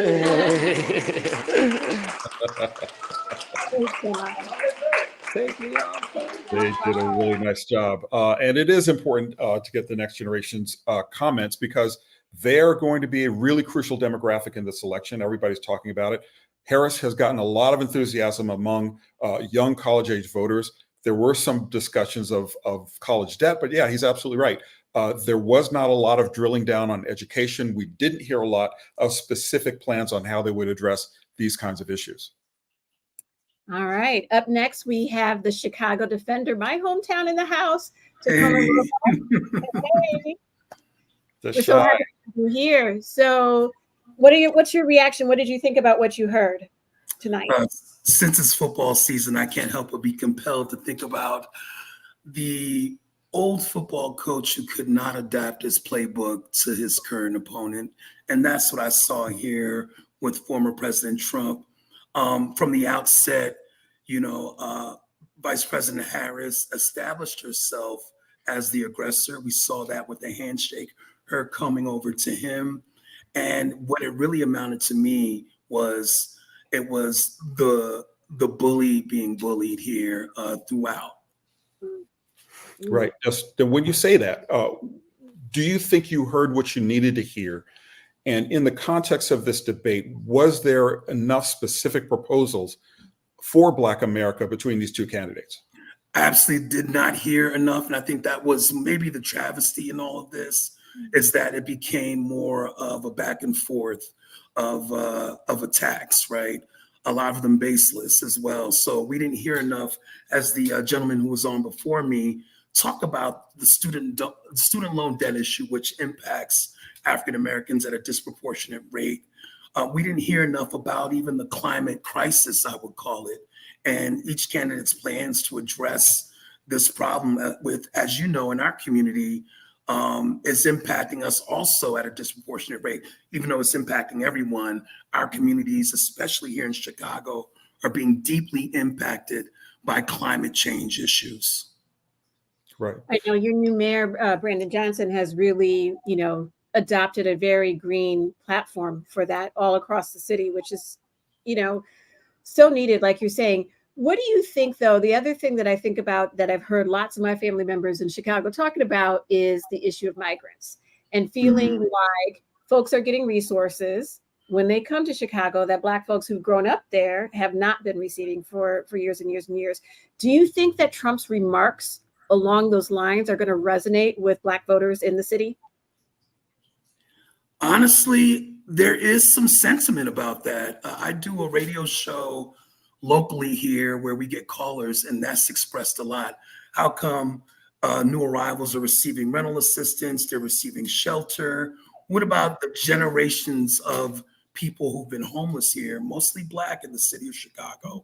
How come they're not getting the assistance? And so I think that that's a very credible argument with members of our community who feel like for years that they've been overlooked. Now, given that the crisis was, in a sense, an artificial one, and by that I mean you have people, governors in southern border states, really importing migrants to the city. Is that more on the agenda of Black Americans talking about immigration? We had a previous guest from Dallas talking about Black jobs. Do you think that that part of the rhetoric is hitting home, especially in the context of having migrants getting resources and longtime Black American residents really aren't? So it is hitting home, but it's a spurious argument. And that's the travesty in all this. As Mayor Johnson says, in terms of the migrant crisis or the new arrivals here that have flooded our city, this is a federal problem. This is a federal issue, right? So with that said, there is a perception that has a lot of credibility in some people's eyes that they are getting preferential treatment. But I would say that I would compel people to also investigate deeply. There are services that exist for people if you are, if you lack affordable housing in the city of Chicago, if you are unhoused in the city of Chicago. There are organizations that have been on the ground for generations helping people. So I think the message has been skewed. There's not enough clear communication about the programs that actually do exist that have been helping people who look like me for years. Absolutely. The other thing, of course, that has been brought up was that education was not discussed, like it should have been. And of course, in Chicago, it's been one of those cities where dozens and dozens of schools have been closed, where there's the whole system of you have to, if you want to get into Peyton versus, getting into one of the other schools, the divisions that you have there along racial and economic lines. What would you have wanted to hear from the candidates tonight that would address that? Wow. I know, right? It's well, and I'm saying wow because this is such a hyper local issue in the city of Chicago with the Chicago's Teachers Union, which is one of the most powerful unions in the country. The whole idea of really looking at examining these magnet schools is how do we right the wrongs of disparity that's gone on in cities like Chicago for years, where Black students have not been getting their fair share, access to resources, even having librarians in the school, right? And so I think that I'd like to hear candidates talk about that. How do you enrich the public school system so that it benefits everyone? Right. Well, that's a very prescient note on which to close this particular conversation. Takuma Roback of the Chicago Defender. Great talking to you. Thanks very much for your insight. All right. Thank you. Thank you. Up next, we have Amir Shah from the Atlanta Daily World. Hello, hello. Hey, how's it going? Fantastic. We're so happy to see you. So given, everything that has court case-wise happened in Georgia, what was your reaction to the debate? Yeah, I mean, I'm actually here at a debate party here in Atlanta at a movie theater, and it was a packed house, and you could just hear the people, the enthusiasm of it. Anytime VP Harris had a lot of one-liners, and she did what we call checked Trump on several occasions, and it was interesting that Trump did bring up Fonnie Willis, which he is indicted on a RICO case down here for attempting to steal the election in 2020. And I wanted them to kind of hone in on that, which they didn't. But I wish that they would have kind of discussed those cases a bit more because, especially down here in Georgia, with the 2020 election interference case, it's major, and they have them on record attempting to get 11,000 votes, over 11,000 votes. So I wish that would have been highlighted a bit more during the debate. Now, you're in a swing state. I'm assuming that you're seeing ads every 5 minutes portraying Trump as this and Harris as that. Did you hear what you needed to hear to make? I mean, I think that's pretty much clear that a lot of the Black majority in Atlanta will go for Vice President Harris. But did you hear what you needed to hear? And do you think what you heard will be able to sway a lot of the Atlanta undecided voters? Well, I think it was a clear distinction of two candidates tonight. It was one person who seems prepared for the job, and one person who's just not serious. As she called him, an unserious man. I mean, he created some lie about pets being eaten, and it was just chaos. It was just like, what are you talking about? And I think the American people will see that there's a clear contrast. And so I think, particularly for individuals in swing states and individuals who are undecided, I think this debate pretty much, laid the foundation of what's at stake. VP Harris, she talked a lot about the future. She talked a lot about what's going to be next. Trump didn't really give any policies. He mostly blamed the Biden and Harris administration for what's happening now. And that was basically his biggest talking point, was to blame. He didn't really give insight of what he would do.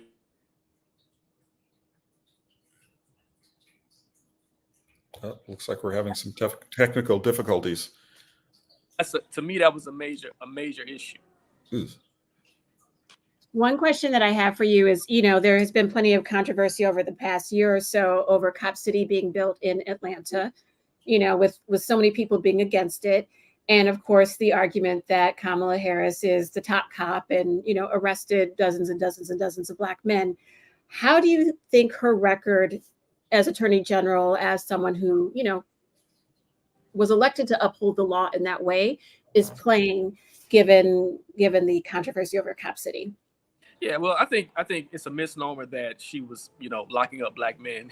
I think that's just a fact. Well, that's just something that's not factual, and that's been perpetuated a lot. If you go back on her record, you can see that she actually created programs, divergent programs, one of the first in the state of California, for individuals who had drug issues. And so we have to really, not perpetuate those lies. In terms of what's happening here in Cop City, that's an environmental issue. It's an issue of gentrification in certain communities. That's an issue that's really hyper local. And so I don't know if Harris's record really is connected to anything that's happening directly with Cop City. But also, I wish that they would have kind of talked about the shooting that occurred here, close to Atlanta, that occurred last week, and they didn't really talk about that. And that's a major issue, a school shooting where a 14-year-old kid, bought an automatic rifle into a school and just opened fire. And not one word was mentioned during the debate about that school shooting. And so I think it's a national crisis. Of course, VP Harris talked about herself being a gun owner, but again, there's a lot of policies in terms of gun laws that especially down here in Georgia, where there's a lack of gun laws. And so anyone can just go into a gun shop and buy a gun without any license or anything of that nature. So I wish they would have talked a little bit more about that, because that's a major issue and it just occurred last week. All right. Very much so. Very much so. Well, A.R. Shaw of the Atlanta Daily World, thank you so much for your insight, and we appreciate you taking time out to talk to us. Thank you. Well, coming up next, we have Aswad Walker from the Houston Defender. Aswad. Hey, Defender. Houston Defender. How are you doing? What do you think? Have you recovered from that, from what you saw? I'm still trying to come down, because my first thought was the moderators did a much better job this go round than last go round, but still there's this willingness to allow Trump to bully them to death. And I mean, I was in an auditorium full of folk who were watching the debate and wanted to scream every single time, because they just allow this. And the thing I thought about was, this is just him. He has absolutely no regard for any rules, any laws. But the thing is, his entire life, he's been able to get away with it. Right. Well, that's very much present. We kind of got what we knew we would get with Donald Trump. Flip the script and talk about Vice President Harris. I mean, you were in a room full of people. What were the reactions inside the room? And do you think you saw and heard what you needed to see and hear in order for her to be the next president of the United States?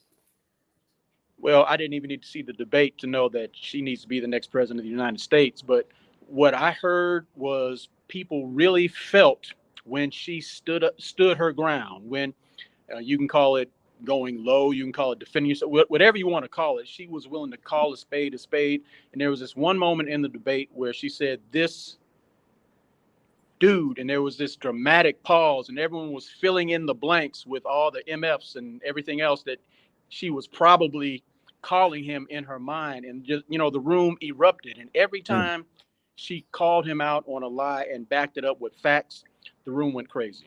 And I guess just to answer your question, I appreciated the fact that she was willing to do that, and all the while seeking to turn the page, as she would say. The American people want to move forward. They don't want this same clown show. They don't want this same madness, because really that was all he was giving. Whenever he would ask a question, he would just go back to his consistent dog whistles. And I thought one of the most powerful lines was what she said early in the debate. She said that under with Trump, we're talking about the worst attack on democracy since the Civil War. I was like, damn. Mm-hmm. Yeah, she most definitely went there. Do you think you're in a red state, obviously, not a whole lot of blue dots there. Do you think, in hearing what you're hearing, did she talk to Black America and talk about the concerns that we have as a community, or in enough detail to move the needle? And secondly, do you think this debate will move the needle with the general public? I mean, it's neck and neck so far. Is the narrative going to change based on this debate? I'm not sure if there's going to be a lot of change regarding the general public. And I really do not believe that there are any undecided voters out there. I think everyone knows who they're voting for. They're either going to vote or not going to vote. And the undecided, many of them are just ashamed to say they're voting for the racist white nationalists.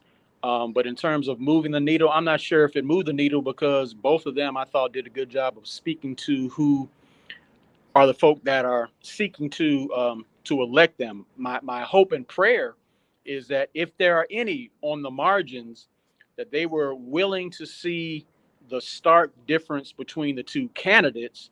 But I'm not sure if that happened. In terms of things I would like to have heard more from Vice President Harris, I would have liked to hear a stronger stance on behalf of the Palestinian people. She did mention that, she was committed to a two-state solution.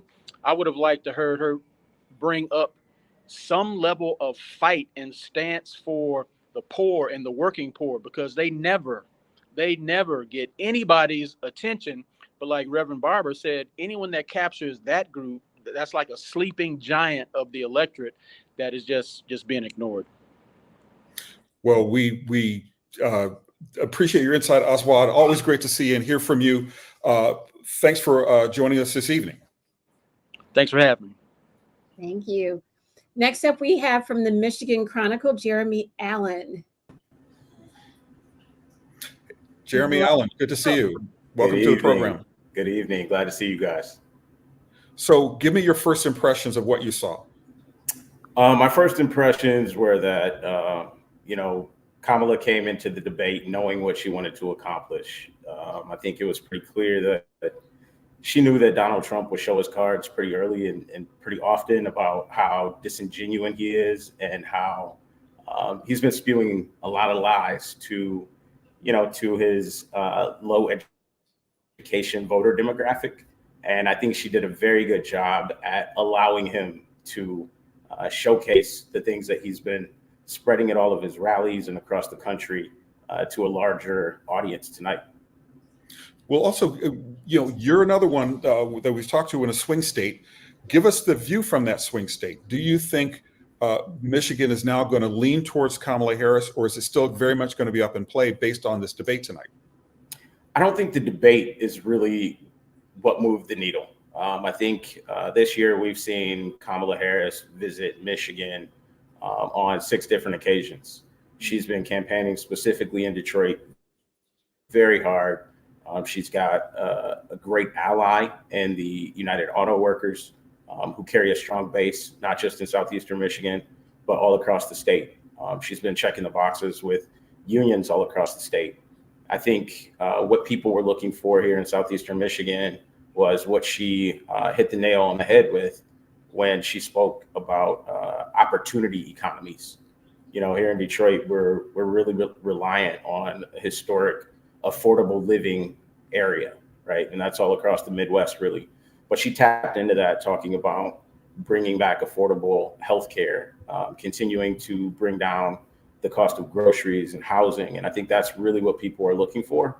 I think what'll really be the determining factor over these next 50 plus days is how she can show that she can do that, as opposed to just saying that she can do that. She also really hit him with the Affordable Care Act, which is obviously of great importance as far as, you know, making sure that more Black folks and more people in general have health insurance that they need. How do you think where the debate went on that issue is going to play for people in Michigan? I think it's a huge issue. We're very underinsured, and Detroit specifically, our proximity to Canada, it's already been proven that a lot of people will drive 15 minutes to 30 minutes right across the border for more affordable healthcare in another country. And so I think it's the people here have a propensity to seek out more affordable options. So I think keeping the ACA on the table as an option for not just Michiganders, but Americans, and ensuring that the cost is low and the quality of care is high, that's something that people in Michigan here are continuously seeking out. And I think, again, she did speak to her commitment to those issues.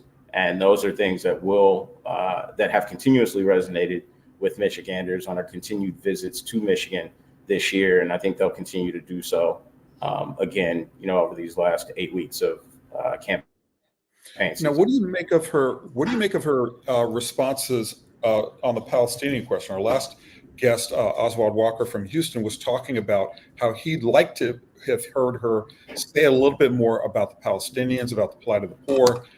She didn't go there. She also reiterated a very strong stance towards Israel. What do you make of those answers, and do you think those answers are what people will accept in Michigan, which is home to one of the largest Palestinian populations in the country? Yeah, Michigan, Southeastern Michigan is home to the largest Arab community in the country, in the world, outside of the Middle East. And that's really been a hot button issue every time she's come. Even President Biden, during his visits, all of their rallies have been interrupted by pro-Palestinian protesters who have been yearning for the president and the vice president to be more impactful about their calls to a ceasefire between Israel and Hamas. I pretty intently watch Black Twitter and local Detroit Twitter during live events like this, and I did see some outrage from some of the Middle Eastern community, Palestinian community here in Southeastern Detroit. If for nothing more, they wanted Vice President Harris to respond to Donald Trump's allegations that she hates Palestinians. And I think her failure to do that left a lot of people feeling uneasy. But what I do think resonated was her call for an end to the war. I think people know that she genuinely wants this to come to an end. I think she genuinely, and I think people understand that she genuinely believes that both, residents of both Israel and Palestine have the right to defend themselves. But the way that they've gone about it, which she articulated, is not humane. And so I think even saying that has left a good impression upon the Arab community here in Southeastern Michigan. One question I have for you, there was some talk about, the environment there. And of course, given, the automakers, the industry there in Detroit, this is, of course, a hot topic there. How do you think this transition to clean energy is playing out, and the championing of clean energy from, a potential Harris administration is going to play with voters there? I think it's going to be well received by so many people. There are, I don't think the auto workers are concerned about a transition to electric vehicles, putting a stop to their workforce and how they continuously evolve as an economic driver here in the state of Michigan. So I think, air quality and environmental justice are huge concerns for people in Michigan. And I think moving to a more environmentally friendly economic system for progression and for opportunities for Michiganders is going to be very well received.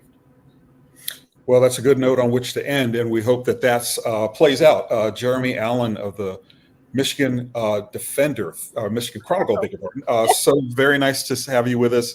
Apologies, it's a long night, but very nice to have you with us, and thanks very much for your insight. Thank you guys both. Thank you for joining us. Up next, we have Donnell Suggs from the Atlanta Voice. Welcome, Donnell. Where are you? Can you hear us? Good evening. How y'all? Yes. I can. Yes, I can. Fantastic. You're at a debate watch party right now? No, I am in Philadelphia where the media is over at the Philadelphia Convention Center, and the debate was a half a mile away over at the Constitution Center. Okay. Were you in the overflow room or the spin room? Spin room. Spin room is now an overflow room at this point because everyone is down here. And allegedly, former President Trump might stop by. Paint a picture for us. What are you seeing right now? Well, we have. It's spin room time now, where people are walking around with signs with certain folks' names on it, and then they're all stopping talking to the media. I'll just throw a couple names out there: Laura Trump, Gavin Newsom, Anthony Scaramucci. I talked to Senator Tim Scott, et cetera, et cetera. Everyone's making their rounds, talking to the media about their reactions to what they just saw about a half an hour ago. Now, what are you hearing in the spin room? I mean, is it dominated by the fact that one side or the other thinks that they took the prize, and who's making the biggest impression?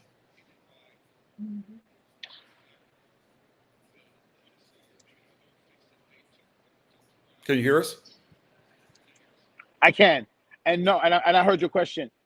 I'm hearing. Well, okay. We'll use Tim Scott as an example. He's still towing the party line. He did credit Vice President Harris for standing up during this debate, and then obviously having a better debate than President Biden had a couple months ago. But he still felt like when I asked him if former President Trump hurt himself or helped himself, he said he thinks he helped himself. That's one of the few people that told me that. Most folks are telling me that she won this round. It felt like she kind of came out, stuck to the topics, was very poignant about what she wanted, didn't necessarily answer anything about abortion. She kind of skipped over that. But other than that, she felt like she was the one that kind of kept this thing afloat, whereas former President Trump went all over the place. I'm hearing that. Again, I'm not hearing that a ton from Republicans, but I am hearing that a ton from people here. Now, one thing that, we're seeing is that Trump and his surrogates feel that the moderation was very unfair. What is your reaction to that? I can't imagine why they would feel that way. I thought both David Muir and the young lady whose name I'm forgetting right now did fantastic. I thought they kind of kept them on point and gave them a minute to rebuttal and then jump right back into it. So I can't imagine why they would. Another question it felt I fair have, to me. It really did. It felt fair. In the closing statements, and much more organized than what happened at CNN. Oh, that's good. In the closing statements, VP Harris focused on the future. How did that, how do you think that plays with folks back in Atlanta?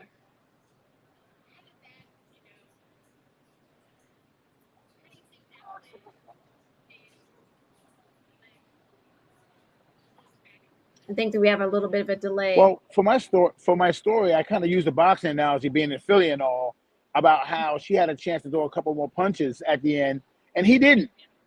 Can you hear me now? I'm sorry. Yeah, we got you. Yeah. Well, long story short, in my story, I kind of piggybacked on the fact that she ended with a positive message, whereas he ended in an attack on her and a semi-complaint, and he talked about how terrible the country is. Again, if this is if that last 2 minutes is all you heard, you wouldn't vote for someone that tells you this country is in shambles, it's terrible, and everything's going to hell. You would vote for the person that says, hey, listen, we can start anew. I could be a new chapter. So that's why I made sure to put that in my story, because I felt like she ended it strong, where he ended it the same way he started it, complaining. Now, one quick question that I have for you is, you're representing a swing state. What's the view from there? Take us to Georgia. What do you think they're going to be saying tomorrow about this debate?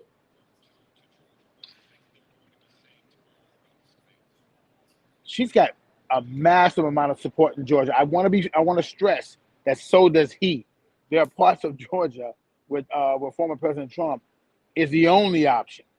That being said, they're not as big as what Vice President Harris is doing. I feel like tonight she might have even won over some people who are on the fence, those independent voters, those folks who kind of don't like that he's always talking about how bad the country is. I think tonight was a great example of her coming out and sticking to topic and saying, hey, listen, enough with the lies and enough with how bad things are.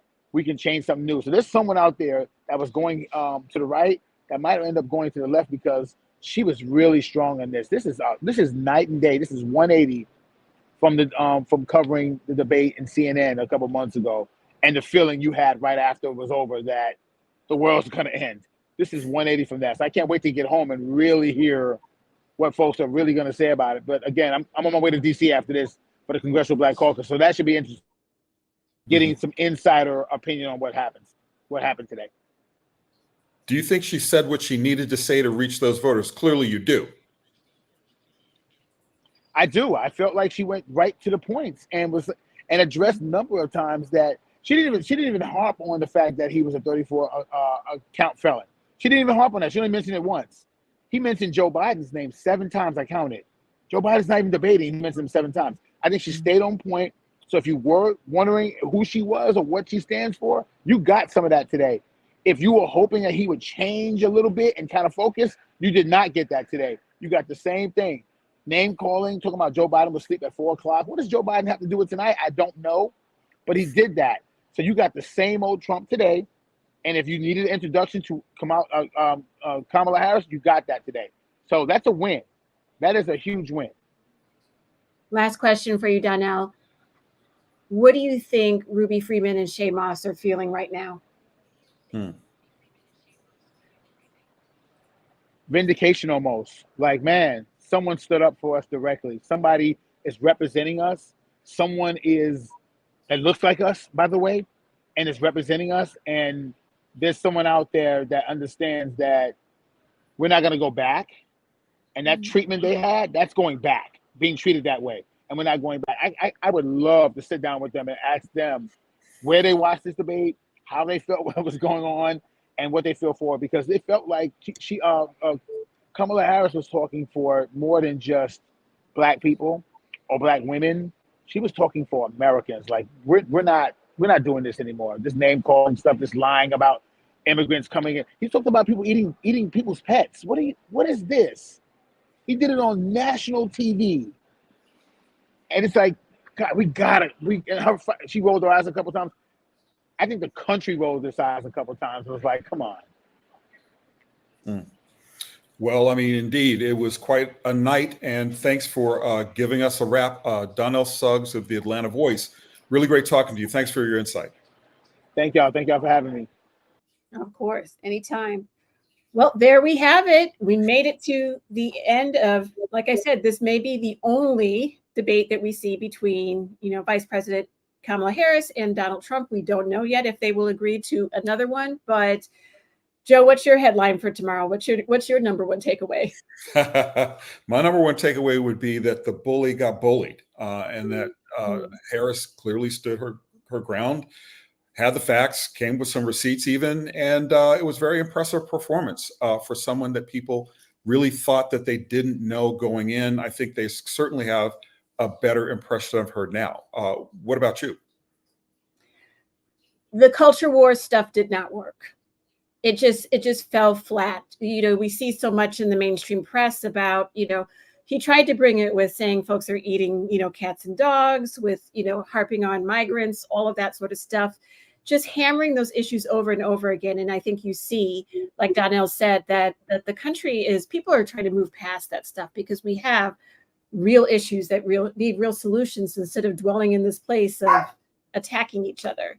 The other thing that I saw, of course, tonight is how important and critical the Black press is. You know, hearing these voices from across the country and getting this pulse on what Black folks are thinking about. I don't know if y'all can hear my dog. She agrees. Drama too. that wants to weigh in. Drama's Yes, got strong yes. feelings about this The debate. Black press is on it. Yes.